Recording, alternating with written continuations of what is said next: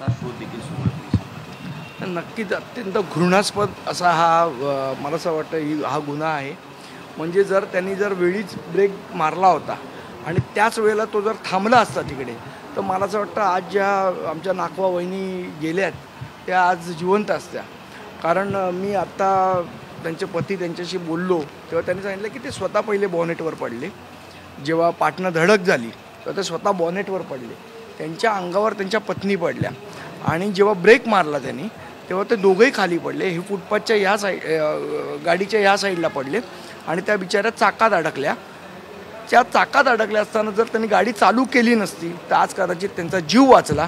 पण पळून जाण्याच्या नादात त्यांना फरफटत 3 किलोमीटरपर्यंत नेलं, 3-4 किलोमीटरपर्यंत नेलं आणि त्यांचा त्या फरफटण्यामुळे मृत्यू झालेला आहे. त्यामुळे मला असं वाटतं ह्याच्यामध्ये खरं तर 302 इंटेन्शनली हा झालेली गोष्ट आहे. हा 302चाच गुन्हा दाखल झाला पाहिजे आणि जो कोण आरोपी असेल त्याच्यावर कडकात कडक कारवाई ही पोलीस स्टेशननी केली पाहिजे. या संदर्भात माझं सिनियर PI साहेबांशी पण बोलणं झालं आहे आणि त्यांनी आश्वस्त केलं की कडकात कडक कारवाई हे पोलीस या सगळ्या प्रकरणात करतील.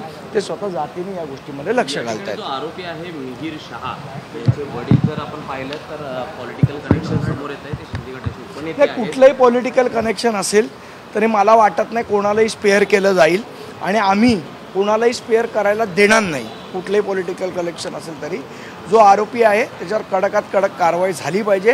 हे असल्या गुन्ह्यांना कुठेही मला असं वाटतं सिंपती देता येणार नाही. त्यांच्यावर कडक कारवाई झाली पाहिजे आणि पीडितांना न्याय मिळाला पाहिजे. जसं आपण पुण्यात पाहिलं होतं की सरकारी कागदपत्रांना कुठेतरी फाईट करण्याचा प्रयत्न झाला होता, तसाच प्रकार इथे होऊ नये या अनुषंगाने नाही. आम्ही स्वतः सिनियर PI साहेबांशी बोललेलो आहे आणि ते योग्यरित्या आणि अतिशय कर्तव्यदक्षपणे ते तपास करतात.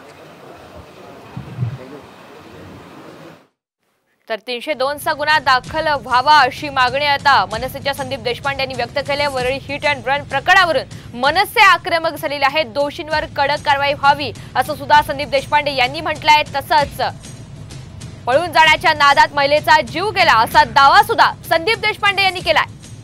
ही जाणीवपूर्वक केलेली हत्या आहे असं वक्तव्य सुद्धा संदीप देशपांडे यांनी केलंय आणि पीडित कुटुंबाला न्याय मिळालाच पाहिजे असं सुद्धा या ठिकाणी संदीप देशपांडे म्हणतायत.